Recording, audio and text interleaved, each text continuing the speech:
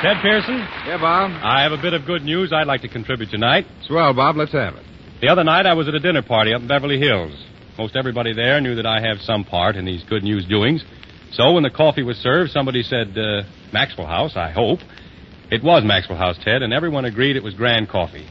Yes, sir, some of the comments on its flavor would have warmed your heart. Ah, that is good news, Bob. As a matter of fact, friends, such comments about Maxwell House coffee are being heard around more dinner and breakfast tables these days than ever before. That's because more people are now drinking Maxwell House coffee than at any time in its history. And everybody who's now enjoying Maxwell House is drinking coffee that's richer, even more delicious than ever. It's truly a better coffee. You see, Maxwell House has actually been improved in two important ways. First, the blend. This already superb blend of the world's choice coffees has now been still further enriched. You'll notice an extra smoothness and mellowness of flavor in this new Maxwell House blend. And then, a remarkable new roasting method uses radiant, penetrating heat to give each single coffee bean not just a surface roasting, but an even roasting all the way through. So you're certain to get a still more tempting cup of coffee. Tomorrow, get a pound of this new Maxwell House coffee. You'll find it now on your grocer's shelf in the same familiar blue super vacuum can you've always known. Then treat yourself to this new surprise in coffee goodness and flavor that now more than ever is coffee that's good to the last drop. Meredith Wilson now presents a Clock Rhapsody, introducing a new number, 60 Seconds Got Together.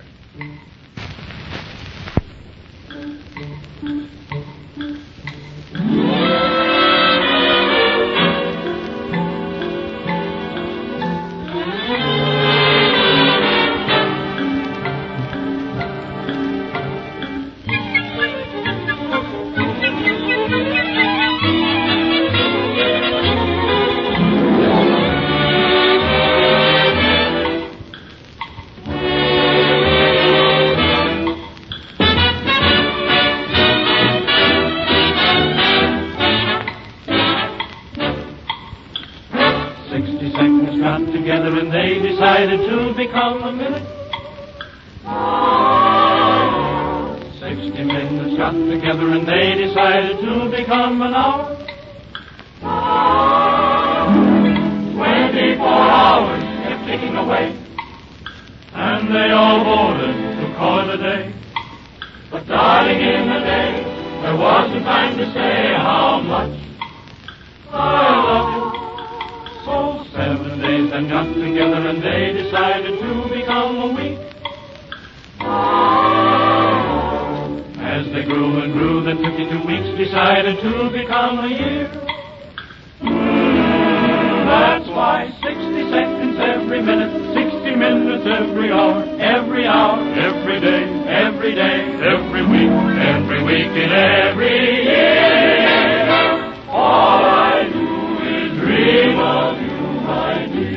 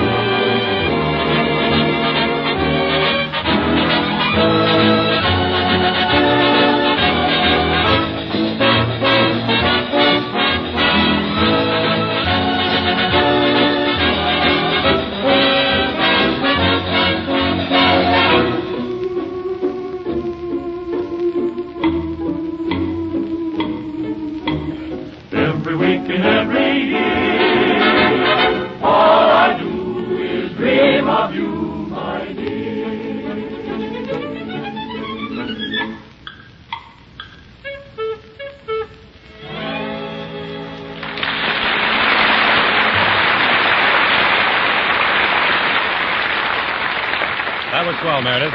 Say, where's Frank Morgan? Here's a telegram for him. Oh, for me? Fine. All the votes are pouring in. Oh. More votes, eh, Frank? Oh, what else? Let me see. Morgan. Mr. Morgan, do not like your attitude toward former patrolman Philip Regan.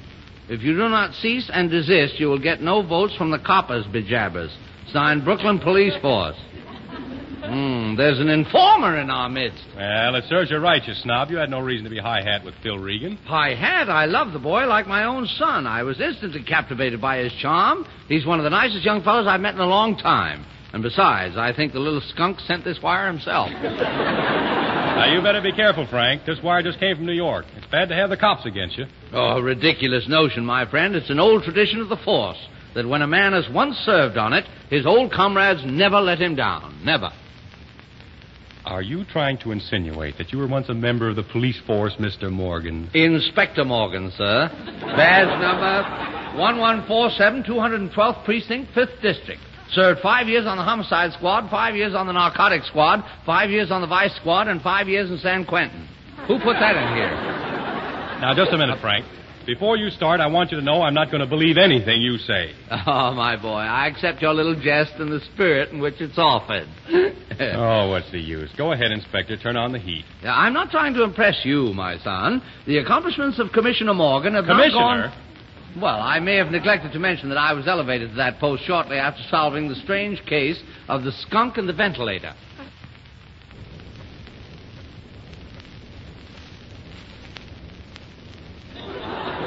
The skunk and the ventilator? Yes, an eccentric dowager worth millions had lavished all of her affections on a pet skunk. And when the little creature disappeared one day, she was broken-hearted. They instantly sent for Morgan. Naturally, they think of you for such a case. Yes. I'll deal with you later. I proceeded to the house where a preliminary search had been made, not yielding any trace of the skunk, though there was strong reason to believe the animal was still on the premises. I see what you mean. What did you do, Inspector? Well, I cogitated over a pound of shag, formed my conclusions, and then went instantly and found the missing pet. Well, how did you figure it out? Well, I asked myself, Morgan, where would you go if you were a skunk? So I went there, and there he was. Oh. In the ventilator, huh? Yes, but it was too late. There, reposing in the ventilator shaft, right where it opened onto the street, was the poor little fellow's lifeless body. You don't say. Oh, yes, the fresh air had killed him. But that was only the first chapter in a fascinating mystery. The skunk's wealthy protector, anxious to pay tribute to our pet, even after his demise, ordered for him the most expensive casket ever constructed since the days of the pharaohs. Frank, this isn't by any chance a pharaoh tale. I can see your 2 weeks' vacation has only served to dull your wits, young. I can give you the name of the jeweler in Maiden Lane who constructed this masterpiece, entirely surrounded by flawless matched diamonds and lined with platinum and pearls.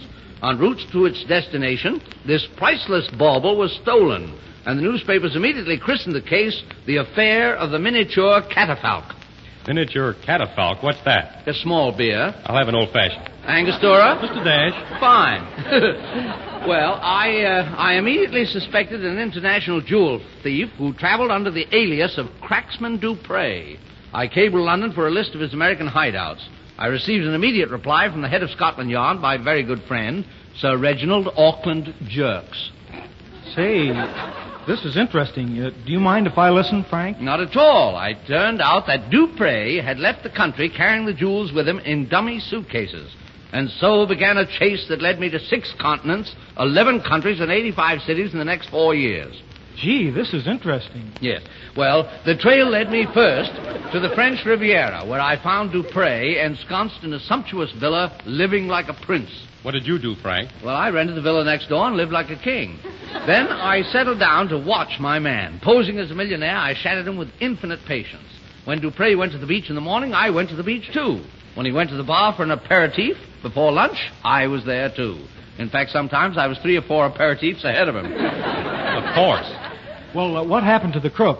You want me to tell you what happened to Dupre? Pray do.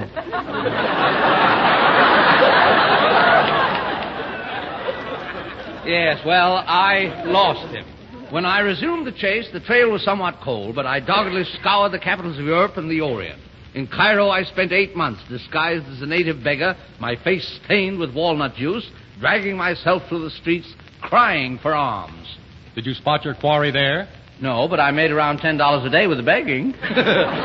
My next move was to the Montmartre of Paris, disguised in a zapache. I became a London navvy and worked along the decks of Limehouse. Hooded in a burnous and kepi, I combed the Casbah of Algiers.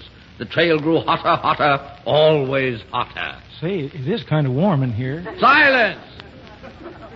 A positive clue now led me across 9,000 miles of ocean to Hankow, China. The net had tightened. Dupre could not escape me now.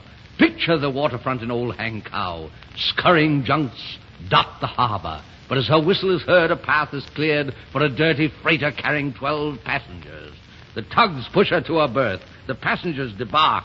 But nobody notices a little Chinese coolie at the dock, leaning against the shaft of the rickshaw, chewing on a betel nut with oriental calm.